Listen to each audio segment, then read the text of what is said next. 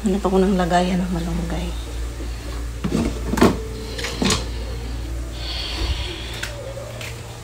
Okay, magsasabaw ako ng isda. Dito sa probinsya, mga kapitbahay ka lang, may gulay ka na. Si May kasi walang tanim. O, diba? Meron akong kinuhang alugbati at saka malunggay. Tapos meron akong sitaw sa ref and then okra. And then isda. Bites na. Importante may gulay. Diba? Dito ko anuhin to kasi may electric pa ng init. Oy! Grabe. Ang kate. Pakamot.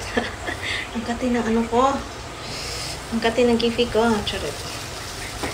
Ganon talaga guys. Pag bagong hagbas. Bagong nanulusok. Tinutusok-tusok niya. So katol-katol siya. Lami. Kamot. Oh. Hindi ko na ilalapag dyan sa lamisa. Kasi si Mingming minsan dyan nag-i-standby.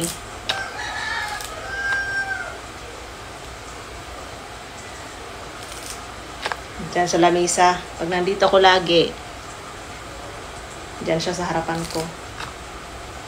So, hindi ko na ilalapag. Ano naman hindi masyadong ano. Pero malinis naman yung Mingming ko.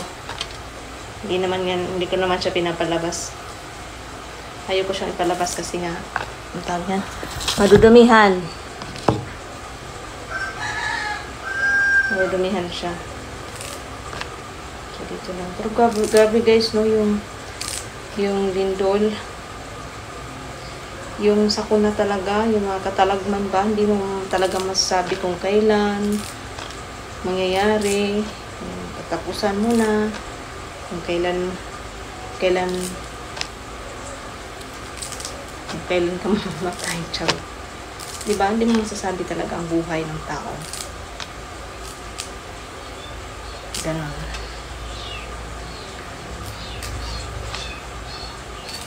Hindi mo talaga maano kung kailan mangyayari yung mga aksidente. Kasi hindi naman tayong may hawak. First of all, si Lord lang ang nakakaalam. And siya lang din ang may control. Kaya dapat natin gawin,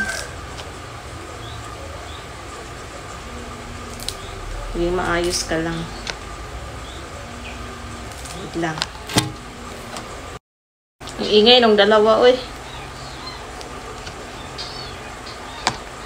Tapos naandun pa si Mabi sa kulungan. Nilabas ko. Kasi may kasalanan siya. Kinulong ko siya doon sa kulungan. Inaandun yung dalawang kuting. Galit na galit siya. Meron siyang sounds na yung mga yung may mga lahing pusa ba, iba yung sounds nila. Iba yung ginagawa nilang dami. Iba-ibang klase mga sounds. Pag galit, ibang klase, iba rin. Pag naglalambing, ibang sounds. Pag normal lang, iba rin. Pag may lahi. Pero pag mga bungangera lang na pusa. Wala lang. Ano ba yan? Usapang pusa. Magmalunggay tayo for today's video.